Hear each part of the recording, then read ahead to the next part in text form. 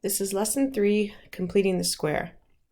So quadratic relations in standard form, y equals ax squared plus bx plus c, can be written in vertex form, which is y equals ax minus h squared plus k, by a process called completing the square. So this will allow us to go from standard to vertex, and the steps are below, right here. So in general, what happens is we're going to create a perfect square trinomial, or remember we called this a PST, and then factor. So we'll follow the steps as we go through this example, and then we'll try a couple more together. So the first thing that I want you to do is to put brackets around the x squared and the x terms. So just those first two terms, we're going to put brackets around it. Then inside the brackets we just put on, we're going to do step 2, which is common factor the coefficient of the x squared term. So the x squared term is 2. We're going to common factor from both terms. So that means that 2 is divided out and I'm left with x squared plus 6x. Okay, the next step is we're going to create a perfect square trinomial inside the brackets. So what happens is, I already have the first two terms of my perfect square trinomial. We are going to come up with the third term right here. That's what we're going to come up with. But you guys know we can't just add something into an equation. We have to keep it balanced. So whatever number that we need to create the perfect square trinomial, we're also going to subtract it right away. And then what happens is if we have a number in here, let's pretend it's 4. If I put in a plus 4, but then subtract 4 right away, we know that answer is 0. So it doesn't actually change the question at all because we're going to be adding and subtracting the same number. All right, now the question is, how do we come up with this number right here? What are we going to do? And this number has to create a perfect square trinomial. So here are the steps to come up with the number. You take half of the x coefficient. So the x coefficient is the b value. So you take half of b and square it. So I like to write it like this. Put this on here. B divided by 2, that's half of b. And then you take that answer and you square it. All right, so let's go ahead and do that for this question. So for this question, the b value is 6. So what we're going to do is we're going to follow this little formula to help us. So I'm going to take half of 6 and then square it. So half of 6 is 3, squared is 9. And so 9 is the value that we're going to add and we're going to subtract right there. Okay, so I'm going to go ahead and do it without the boxes. So we are going to add and subtract. And so we did this, I'll just write it so it's a little bit closer together here. We did this inside that bracket that we wrote up here. Okay, so we put these brackets here. And so right after the 6x, we add 9 and subtract 9. And so what that does now is it creates a perfect square trinomial. So we're on step 4. Step 4 says to factor the first 3 terms inside the brackets. So the first 3 terms, I'm going to put red brackets around to show.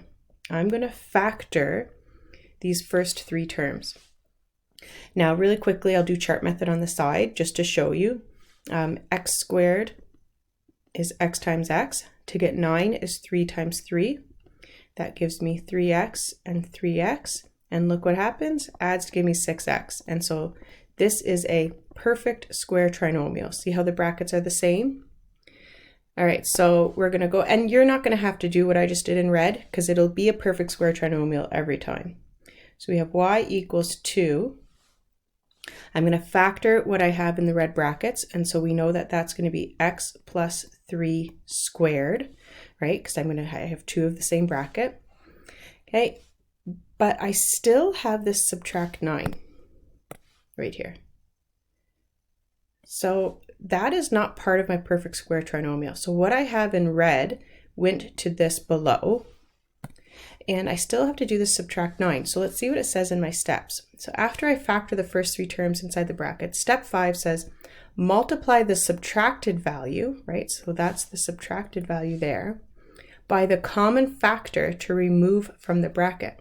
So I am going to multiply 2 by -9. Okay, that's what we're going to do. So 2 times -9 is -18. That gets that -9 out of the bracket and with the subtract 3. So our last step is to simplify. And we're just going to do subtract, or -18 minus 3 is a -21. And now I have standard form in vertex form. So I want to note here that we do step 4 and 5 in the same line. So that was done in the same line.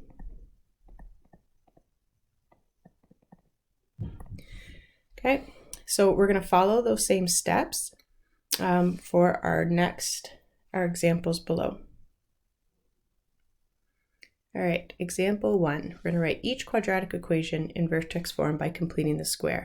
So step 1, you can't see it on my screen, but you can see it on your page still. So step 1 is to put brackets around the x squared and the x term. So let's go ahead and do that. The next step is to common factor the a value. Well, the a value is 1, so I don't have to common factor. So that means that we're ready for step 3, which is figuring out what we have to add and subtract to make a perfect square trinomial. So we use that formula, b divided by 2 squared. So the b value here is 10. I'm going to write it here so I don't get in the way of my other solution. Okay, so the b value would be 10 divided by 2 squared. So that is going to be 5 squared, which is 25. So 25 is what I'm going to add and subtract in order to make my perfect square trinomial, and then I have my plus 7 after. All right, so now we're going to do 2 things in this line. We're going to do the perfect square trinomial, and we're going to take the -25 out of the bracket. All right, so for my perfect square trinomial, we know that this is going to become the square root of the first term is x, the square root of 25 is 5, the sign in the middle is plus, and then it's squared. My numbers are not looking like numbers, that look like an S. Let's do that. Okay, and at the same time, we take our common factor and multiply it by -25. So there's nothing here to multiply, so it just stays -25 plus 7.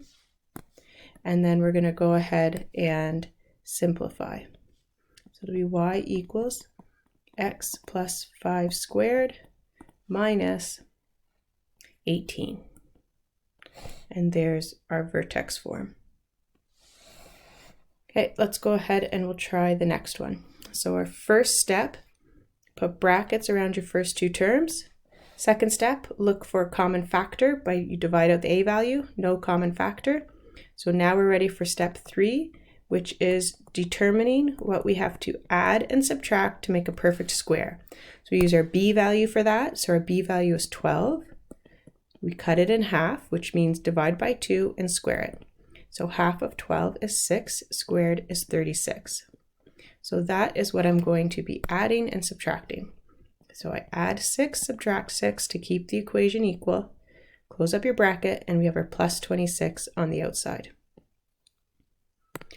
Okay, now we're going to do our perfect square trinomial. So we'll put in our red brackets, and we're going to factor what we have in red. This is a perfect square trinomial, so we know that the square root of x squared is x. The square root, I'm sure you guys caught this. We are adding and subtracting by 36. That's better. Okay, and I'll finish up. I'll put in that bracket. So the square root of x squared is x. The square root of 36 is 6. And we see that the b value is subtract, so it's subtract here. That's squared. And at the same time, we look to see what's our coefficient. We multiply that by -36, so there's nothing there. We keep it as -36 plus our 26, and now just simplify. So that's x minus 6 squared minus 10. And there's our vertex form. Okay, now I want to show you a pattern if you guys haven't noticed. When you cut your b value in half, that is the value that ends up being in your answer once your PST is factored. So it happened here, and it also happened up here. Okay, so that's something to watch out for, and we also know that that value is what was being added and subtracted. Right, the answer here, that's what is added and subtracted inside. All right, let's practice some more. We got lots to practice so that we become better. If you want, pause the video, see if you can do 3 on your own without me. But if you're still confused by what's happening, just keep following along. All right, so to complete the square, we are going to put brackets around the x squared and the x term. Then we look, is there a number to divide out? We look if an a value, and there's not one there. Okay, so that means that we are at the point where we're going to figure out what we add and subtract by.